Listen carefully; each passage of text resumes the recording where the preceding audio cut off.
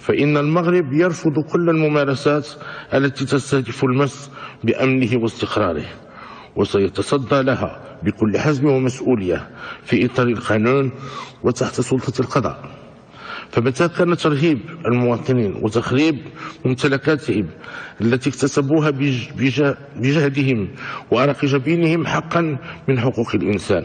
ومتى كان الإخلال بالأمن العام تدمير الممتلكات العمومية يدخل في إطار ممارسة الحقوق والحريات.